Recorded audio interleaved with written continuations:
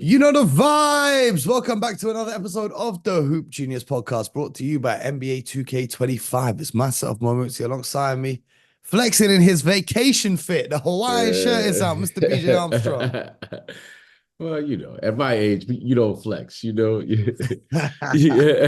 just hey, Bo, you just ride the wave. Hey, hey, hey. Are you on for much surfing, BJ? Out there on the Uh, coast? I You've tried do not. I surfing? do not. I do not. I I've do tried it not. once. My advice is don't even But bother. it's It's funny. Yeah, difficult. it is. You know what's funny though is our youngest, who's 8, he loves to surf. Oh, word. Now, I would always hear parents, talk about, things that their children do that just like keep you, in suspense. Mo, you don't have any kids, but an 8-year-old surfing and watching him go out there and catch them waves, Mo. Now he may be having the time of his life, but his mom and There's any I, sharks on the loose? I don't know what's out there, Mo. I don't know Exactly. what's That's out there, crazy. but he loves it. I mean, he doesn't like it. He loves it, So, it's I don't surf, but I respect it. I respect the water. I respect the safety of it. And so someone in the Armstrong family is out there, catching a wave or two. You know what? That's interesting. I was having this conversation with my friends recently. There's been a trend on Twitter about the Premier League soccer football over here, Okay. where Okay. everyone's reminiscing on that kind of 2000s era of the Premier League. And these, not like the superstars of that era, though, they're reminiscing on like the equivalent of like role players that were in the Okay. Premier League, right? Okay. And I got to thinking, and I thought my favorite era of the NBA was the 2000s as well, like 2000s, 2010. Okay. And I was wondering, was the NBA really better back then? Or is that just nostalgia associating with happier times in my life and my childhood and whatnot and whatnot? And then, we had this conversation, we had this back and forth, and someone made the point that NBA players were different back then. And I said, what do you mean? And they said, well, the NBA actually had like real guys playing in the NBA. Like they've gone from the hood to the NBA. Now, and moving forward into the future, most of the draft is just going to be the children of former NBA players. And I thought that was interesting because we don't see that same, obviously, as time has evolved and the rules have changed, we see less of that grittiness and kind of that. I don't know what the right way to describe it is. Mm-hmm. I guess it's that tough nose basketball, that desire to win over everything else. Now it's a lot more friendly. Um, what's your viewpoint on that? As a former NBA player who has a son who loves surfing but also plays basketball, what's your opinion on that? Because more and more, like now we look at the top high school prospects, and it's like Gilbert Arenas' son, Carlos Boozer's son, and everyone's just becoming these super rich kids who have grown up with millionaire parents Right. from playing in the NBA. That now it's not like we got any real tough guys left in the NBA, really and truly. I spend a lot of time thinking about stuff like that. And I'm gonna say this about former players, kids that I've represented and I've worked with. And I can even say this about myself. Okay, when it comes to former players and their children, it's one thing I learned in as an agent, as an ex-player, as a parent, is you know what not to do. You may not know what to do. You may not know what college, what system to play in, what your teammates are going to be like. But as a former NBA player, I certainly know what not to do. And when I see it, you immediately correct it. And I see that with the coaching decisions that you allow your kids to be coached under. I see the play in which they play with, and you make sure your children always know what not to do. And I think that's what former players, regardless of what sport, you know what it means to be on a team. Anyone who's been on a team had any level of success, especially if you play professionally, you know what not to do.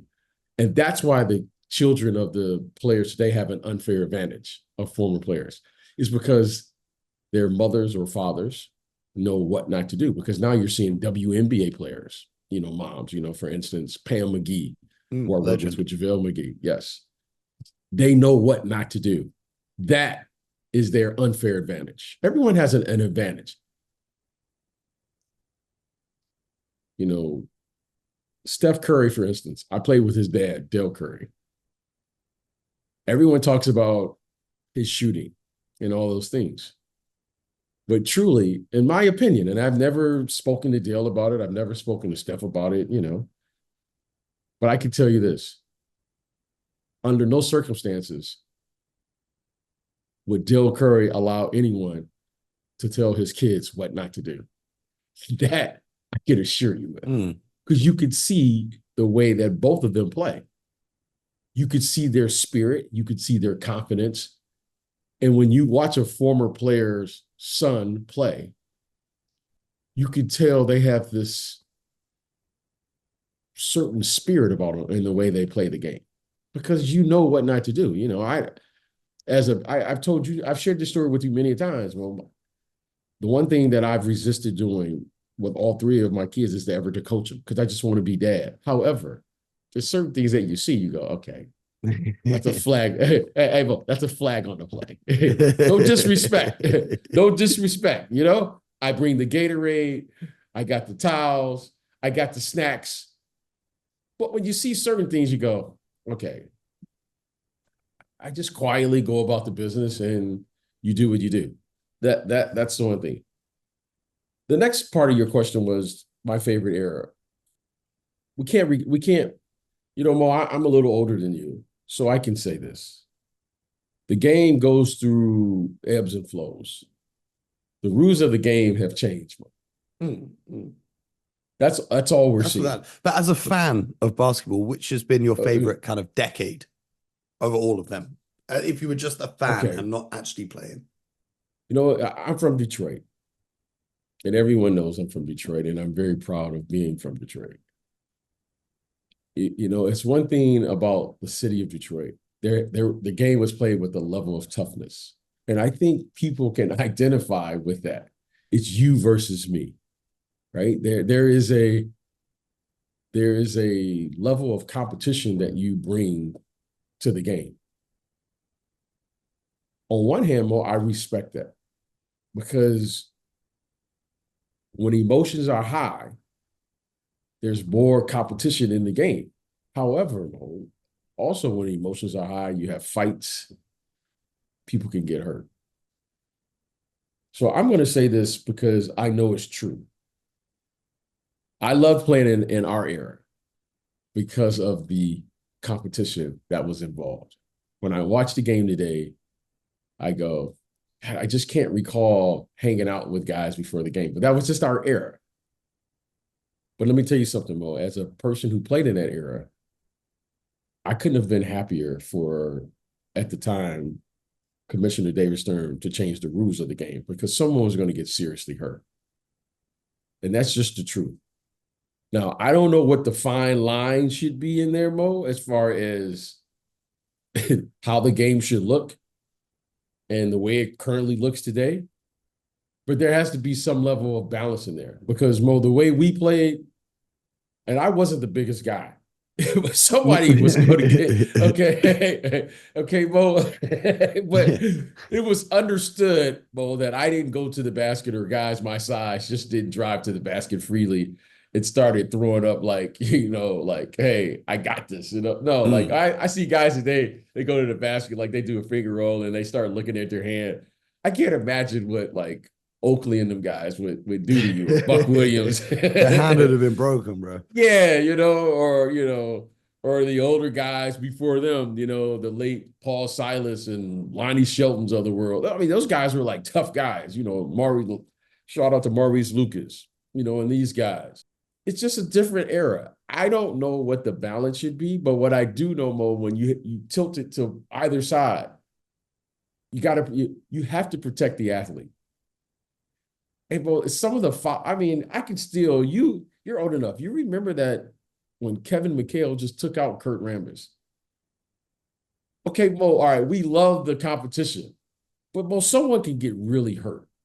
So when I hear these guys talking about that, oh man, the game was better. I don't know if it was better, but what I do know is that we got to protect the athlete, but also you don't want to make it to where now you're just, it's like it's a walk in the park. So I think Do there needs you to be a remember balance.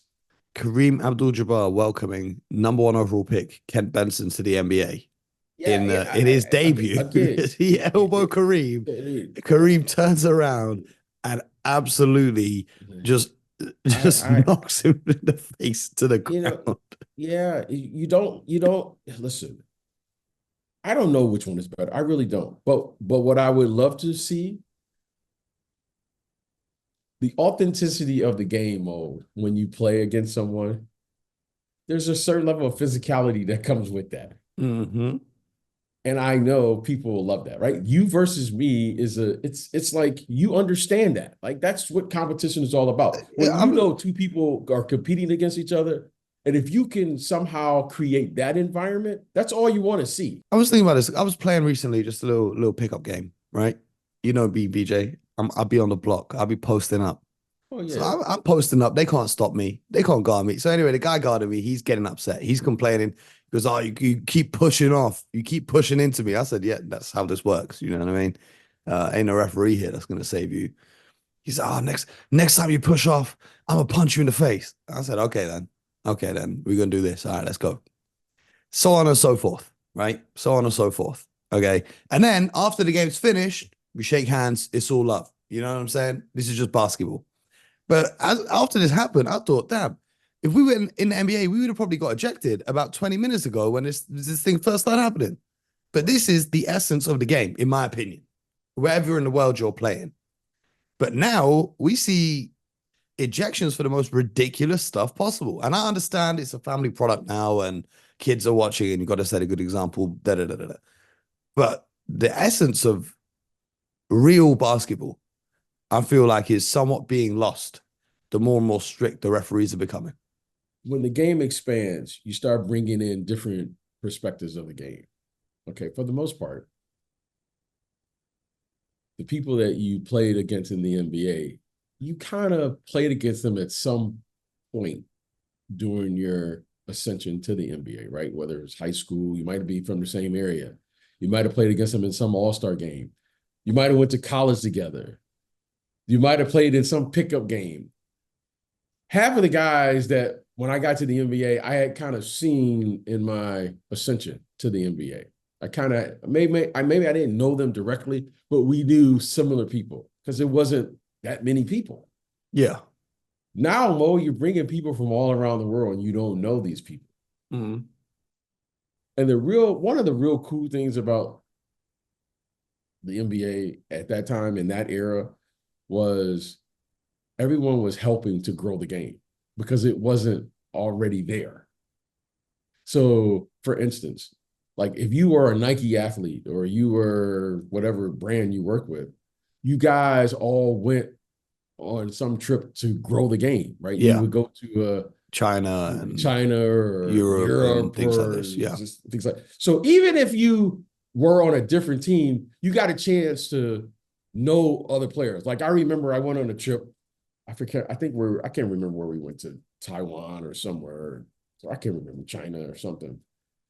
But I remember it was like Charles Barkley, myself, Ron Harper, Tim Hardaway, and I didn't play with them.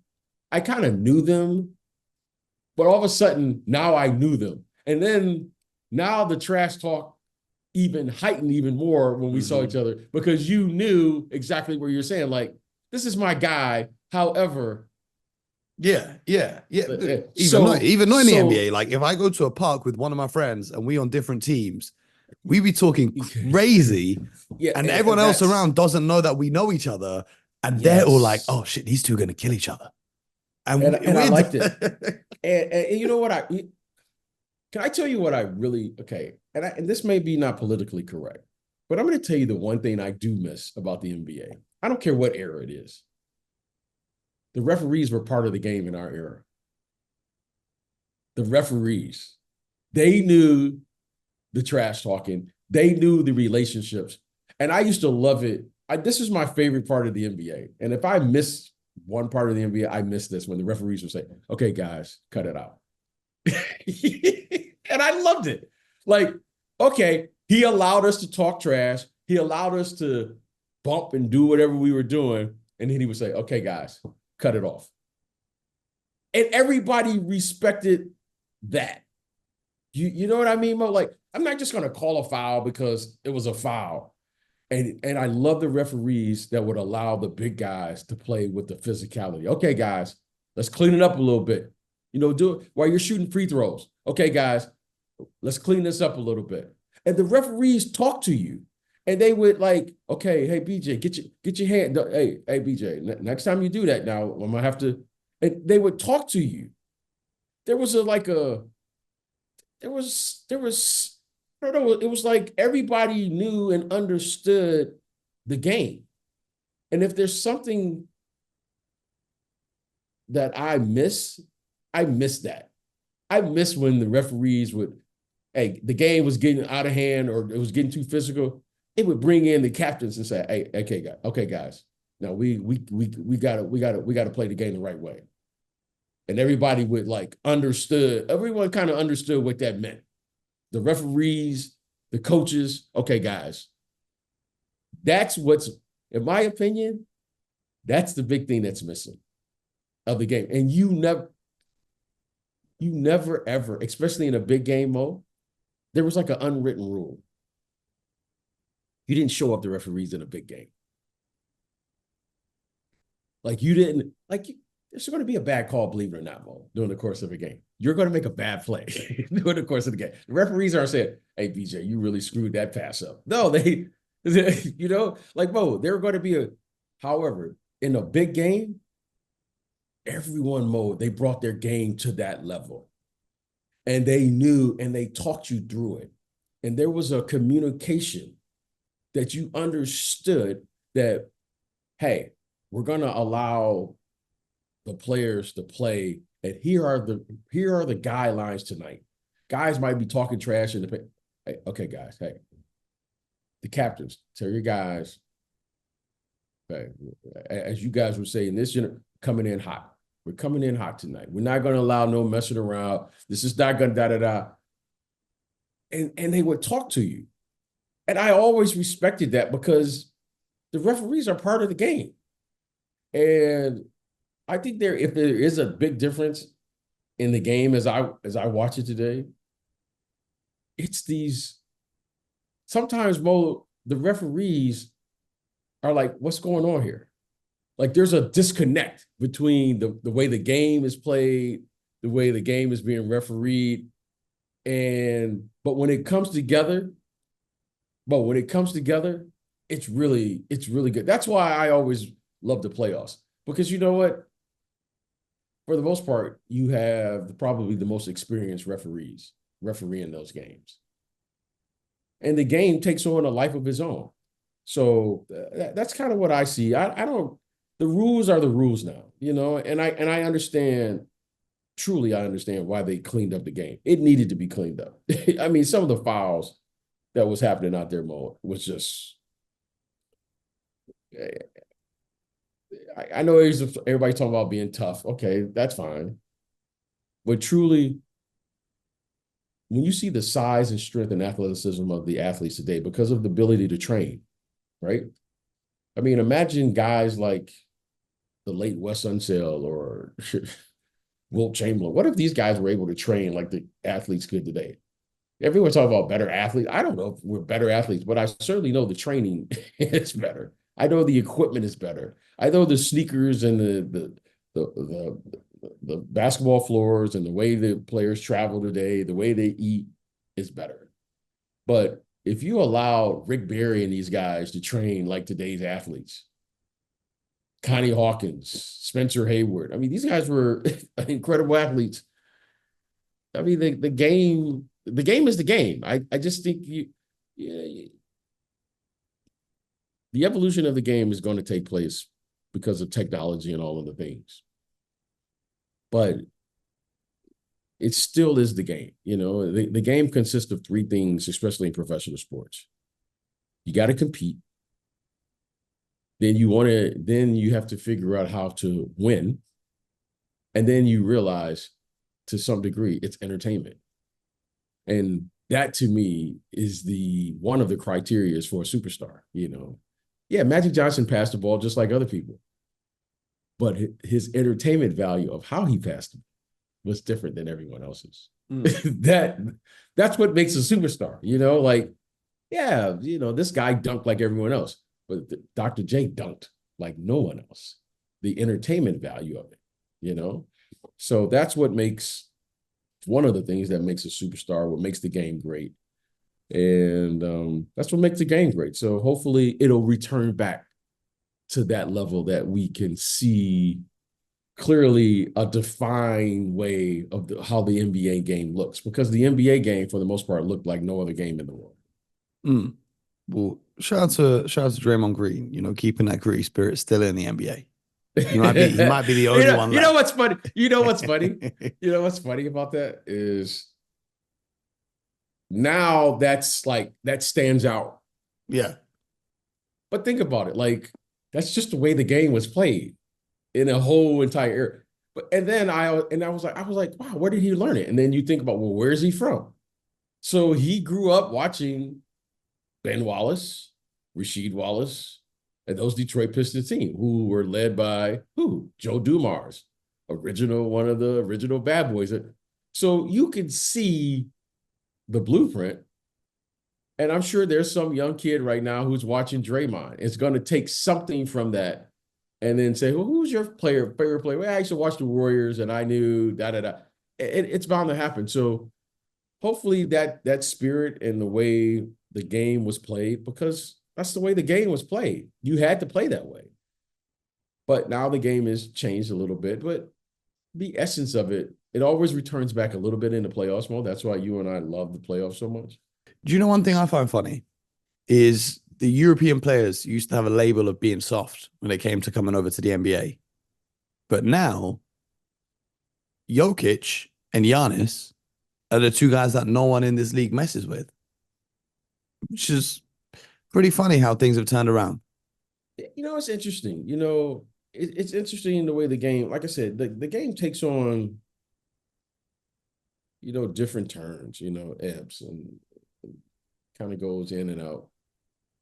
So one thing that I learned as a high school kid, there's coming from Europe or anywhere else outside of the United States comes with a certain amount of pressure. And the one thing about the NBA that was different than anyone else was the game was played with a level of physicality the rest of the world hadn't played with. For instance, hand checking, man-to-man defense. It was a full-court game. The players from abroad just weren't familiar with that brand of basketball. That's what makes the game interesting now. The game is a fascinating game because every place in the world has their way or the way that they play. Well, Mo, as the kids who were playing in the NBA were coming back, they started sharing with the rest of the world how the game was played. So these kids today are better prepared for that. 92 became the blueprint for how the NBA game looked because no one actually had played in the NBA, played the NBA style other than being in the NBA. Think about that, Mo. Yep. You had never seen the NBA or an NBA player of that caliber unless you played in the NBA. Suddenly now, the world was playing against the NBA players, even though they were playing FIBA rules. But the game itself. So that became the blueprint. Today's players are just better prepared. They understand the physicality of the game. They understand the philosophies of the game. The coaches understand the preparation. So you have a better equipped athlete. Jokic and Luka Doncic in particular, they were prepared for this moment. Where the players before them, language, the way the game was played, coaching, they didn't know. That'll be like me playing in Europe at 19. Well, Mo, I'd never seen that game before. Imagine me going to play FIBA at 18. I never played that. I never played that before. You have so many things just going to a different culture. So those athletes that you're discussing, they're prepared for this moment. Okay. But you got to give Vlade Divac, you got to give the late Drazen Petrovic, you got to give Tony Kukoc, you got to give all of those guys because they came over here and learned the hard way. And then Vlade has Stojakovic and Turlukalu. I hope that's Turgaloo and all those guys. Vlade was there. Vlade became like, if you wanted to have success, Vlade was like the guy because he kind of, he understood it. But imagine that is going to a place where you don't know anyone, you don't know the game, and there's no one to help you through it. So that to me was the biggest change, is that the players were getting the experience now. And now when they come over here, the language is not a problem. The culture is not a problem. Food and how the lifestyle is not a problem. But more importantly, they've been exposed to the NBA game prior to them coming here. And that to me is the biggest difference that they have. And I think it's an advantage. And the NBA is better because of it. I hear it. It's interesting just how this thing is evolving over time. It's interesting. I remember years ago when I was a writer, I pitched an article to my editors, and I said, at some point, the fans are going to stop caring about which team has the most championships, and it's going to evolve into which family has the most championships. It's going to be in like 50 years from now. It's going to be like LeBron's great grandson playing in the NBA, and the James family have their 8th championship, or Steph Curry's great grandson is in the NBA and winning the Curry family's 20th championship, or whatever it may be. They didn't really like the idea, but it's something I think about sometimes in how it's going to evolve in the future, especially when I see like the USA team, the USA under 18s team or the under 16s team, and you look at a team sheet and it's just the sons of NBA players. You know what I think it's time for, Mo? Go on. As we're sitting around, I think it's time for true world participation. I think it's time. Absolutely. I think it's time. Now, I don't know how you would pull it off with the logistics, but I think it's time now. I think it's truly, and the reason I say that is because,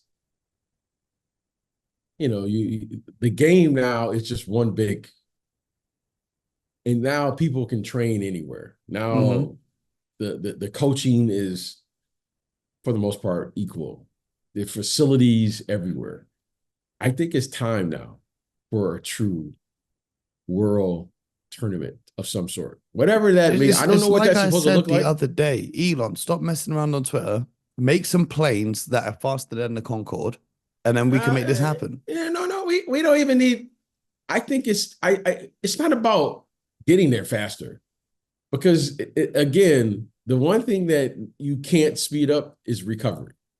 So you may get there faster, but you're still traveling halfway around the world. Yeah, but it gives you more time to recover that you would be spending in the plane.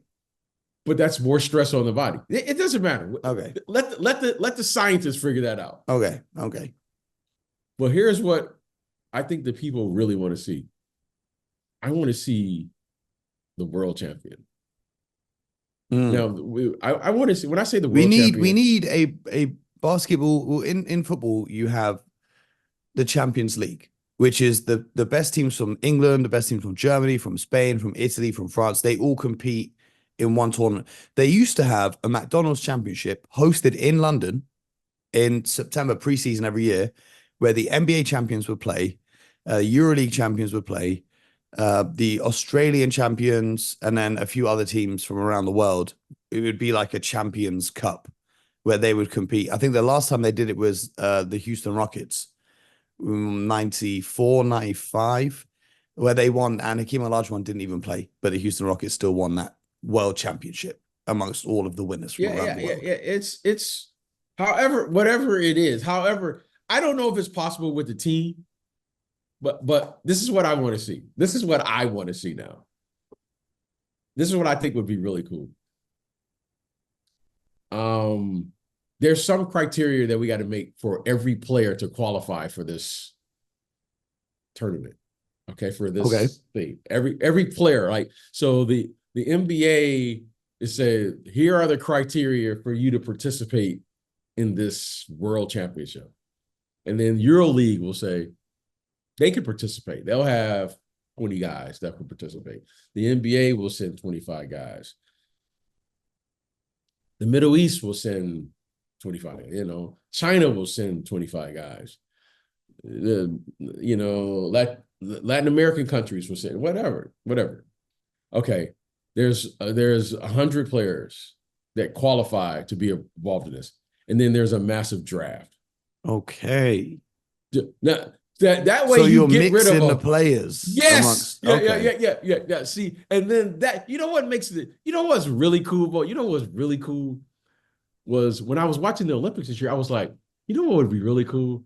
What if, just for the imagination, I want to see Steph Curry and Jokic play together, possibly for a tournament. Yeah. In a competitive environment. Yeah. Just for, I don't need them to play for the whole year, but there's a possibility who's going to draft who and create a team. And then that team is going to be coached by me. Yeah, coached by Mo. And then, there's going to be 10 teams, 10 players on each team, right? Or 12 players. Yeah. Well, we'll do 10 because it will save the embarrassment for Tyrese Halliburton and Jason Tatum if that was to happen again. Stop it. Okay. And then you're going to have a tournament. But there's got to be, it's the best. But then let me ask you this. Which rules do they play under? Well, I think that is the game. It's a game that's unlike any other game. That's what I'm saying. I think, and then that way you don't have to worry about travel and all this thing. No, we know in these 2 weeks, this tournament is going to be played. And we know there's a chance. Now, I'm just saying the UK they have their representative and they may draft. Now you got to follow the game globally because you got to know who's going to be available. You follow what I'm saying, Mo? You're watching the NBA, but you're saying player X needs to be qualified because there's a chance to play. And then you can have players playing and understanding different coaches in different ways, different teams, a different way to play. And you got to see these guys come. I think that would be really cool because the way people play now, for instance, when you see Luka Doncic play in the NBA and then you see him play in Europe, you go, God, that's two different players. I love to see players adapt. Yeah. I love, that's the one thing I love more than anything. You got to figure out how to adapt. And all of a sudden, wouldn't it be really cool to see Jokic play with someone else? And those two guys got to figure out how to play with these other 8 guys or 10 guys. And then everyone's like, okay, who's going to be the best team here? And then we can all talk about it. Look at the draft. Look at this. Because the draft is fun to me. Yeah, that's the most fun part for me. Constructing a team is fun to me. Mm-hmm. What style they're going to play. Because now everyone's just not going to be shooting threes now. Now you're going to see. I mean, wouldn't that be really cool just to be able to play a tournament where you have the very best players in the world just for 2 or 3 weeks in the summer? I think that would be fascinating. I think that would be amazing. In the meantime, until that is an actual possibility, we can somewhat simulate that on NBA 2K25, which you can get from the link in the description of the show. I'll be streaming that on twitch.tv/HoopGenius every day. So come and join the stream. Come and get involved in the chat. And join the Discord while you're here as well. It's also linked in the description of this show. Also subscribe, YouTube, Spotify, Apple, wherever you get your podcasts. BJ and I'll be back talking more nonsense about basketball, waiting for the season to roll around. we need something to happen because at the moment we just freestyling it, but we're bringing the content here for you. So we're going to keep it rolling. Hope you guys have a good weekend. And until next time, get buckets.